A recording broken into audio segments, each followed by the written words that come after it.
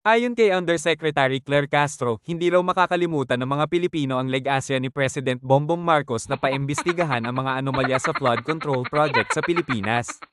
Ayon pa sa kalihim, nangangamba daw ang Pangulo na baka hindi ipagpatuloy ng susunod na administrasyon ang kanyang iba pang leg-asya tulad ng mabilis na pag-aksyon sa nangyayaring krisis sa Middle East. Dagdag pa ni Claire Castro, nakakapanghinayang kung ang susunod na mapipiling leader ng bansa ay hindi may pagpapatuloy ang mga gawaing ito ng Pangulo. Matatanda ang 3 araw bago ang SONA ng Pangulo ay unang nag-warning si Cardinal Pablo Virgilio David, ang president ng Catholic Bishops' Conference of the Philippines, sa pamamagitan ng isang pastoral letter sa kanyang buong diocese. Ayon kay Cardinal David, ay nagtalaga ang gobyerno sa ilalim ni President Bongbong Marcos ng mahigit 5 bilyong piso para sa flood control project sa Malabon at Navotas pa lang, pero ang mga lugar na ito hanggang sa kasalukuyan ay lubog pa rin sa baha.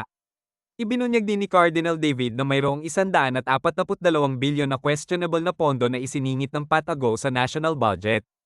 Pagdating ng SONA ni President Bongbong Marcos, ay ipinagmalaki niya na meron siyang mahigit kumulang 5,000 flood control projects na magaganda raw ang kalidad. At ipinagmalaki din nito ang plano pang karagdagang 500 billion worth ng mga large-scale projects sa susunod na 13 years.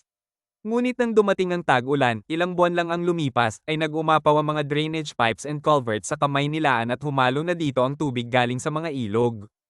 Ang pag-apaw ng mga kanal na ito ay higit na kapansin-pansin, sapagkat kung saan-saang direksyon na lang bumubulwak ang tubig sa lungsod kahit ulan lang, resulta ng malawakang pagbaha at pagkamatay ng ilang mga biktima na hindi namalayan ang mga pangyayari.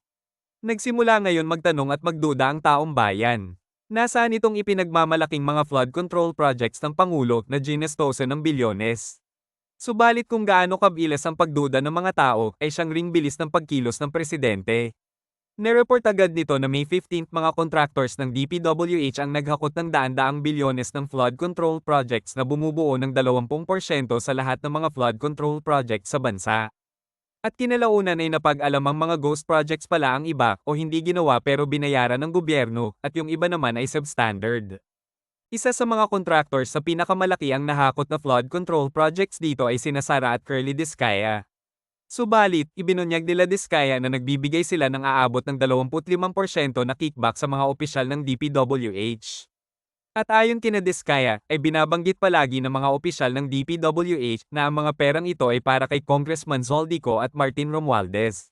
Si Zoldico ay ang itinalaga ng Noy House Speaker Martin Romualdez bilang House Chairman on Appropriations o tagapagbantay sa pondo ng bayan.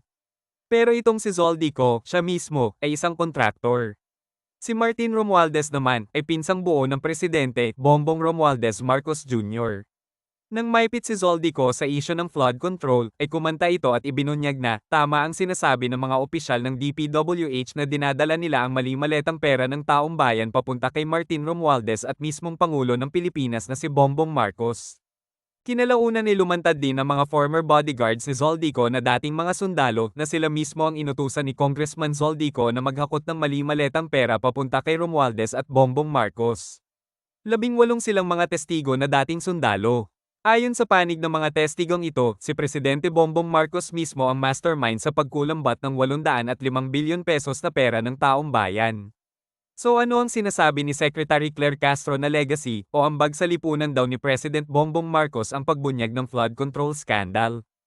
Kung siya naman ang itinuturo bilang mastermind sa paghimod sa pondo ng bayan ayon sa sangkatutak na testigo?